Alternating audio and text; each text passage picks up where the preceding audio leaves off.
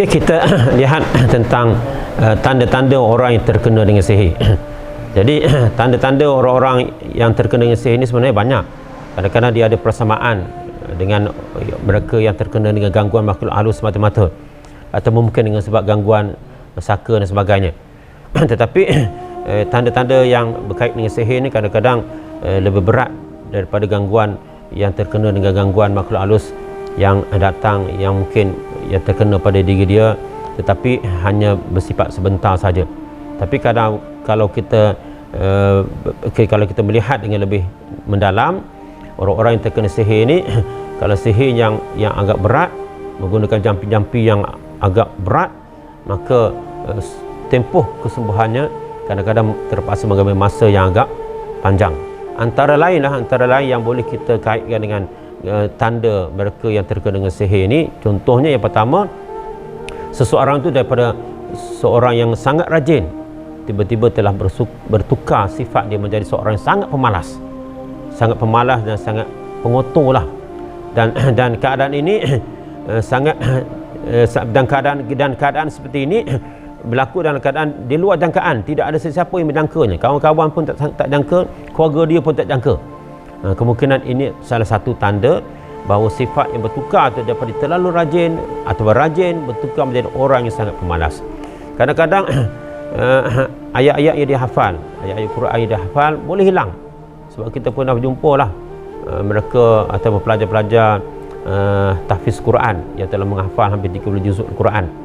Disebabkan dia telah terkena dengan gangguan, disebabkan saya rasa mungkin dia terminum air-air yang ada unsur-unsur sihir dan sebagainya, dan kemungkinan juga dia sendiri pun tidak beramal dengan ayat-ayat peninding.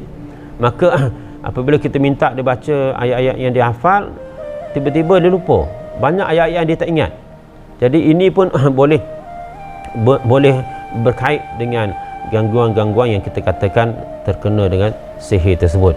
Dan kemungkinan juga tiba-tiba dia hilang semangat, hilang minat. Kalau dulu dia minat untuk baca buku contohnya, sekarang langsung tak ingat, pandang buku pun dah menyampah sangat dah, langsung tak ada semangat. Ini pun kita fikirkan kemungkinan ada unsur-unsur seperti itu. Ataupun kemungkinan juga dia bermimpi dengan mimpi yang buruk-buruk, contoh mimpi pembunuhan, melihat darah yang begitu banyak dan sebagainya. Kemudian dia terlibat dalam siri-siri peperangan yang situasinya begitu teruk dan dahsyat. Maka situasi seperti situasi itulah kemungkinan ada unsur-unsur yang kemungkinan ada tanda-tanda yang dia terkena dengan sihir.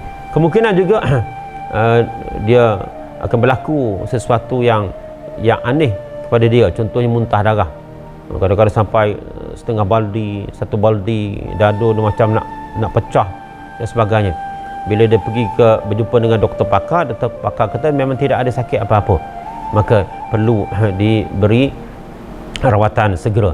Termasuklah sentiasa berdebar dalam apa situasi pun, dengar horn kereta pun berdebar juga.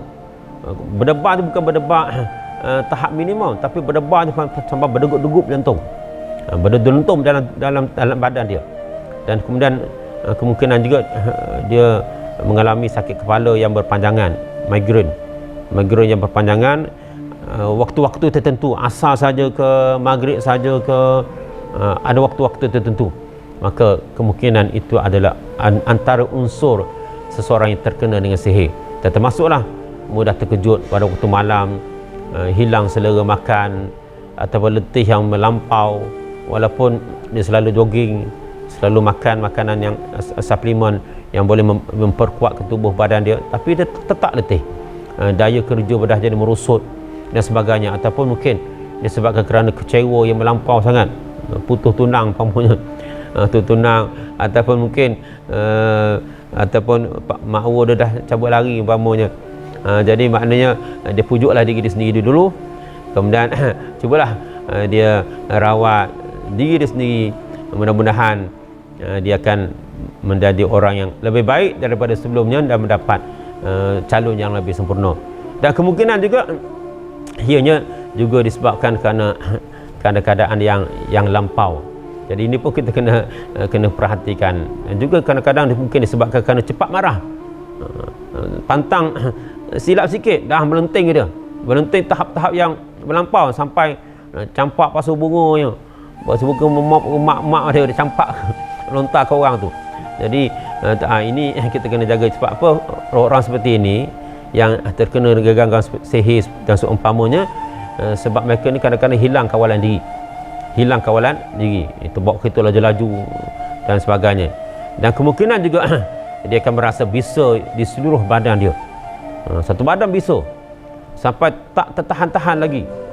Maka keadaan-keadaan seperti itulah yang memerlukan dia mendapat rawatan segera. Sebab kita bimbang apabila gangguan sihir disebabkan kerana unsur-unsur seperti ini, bila dah begitu lama dalam badan, dah meresap dalam darah, daging dan sebagainya, kemungkinan sukar untuk dirawat dan kemungkinan juga boleh membawa kepada maut. Jadi itulah sedikit tanda orang yang terkena dengan sihir. Wallahu a'lam.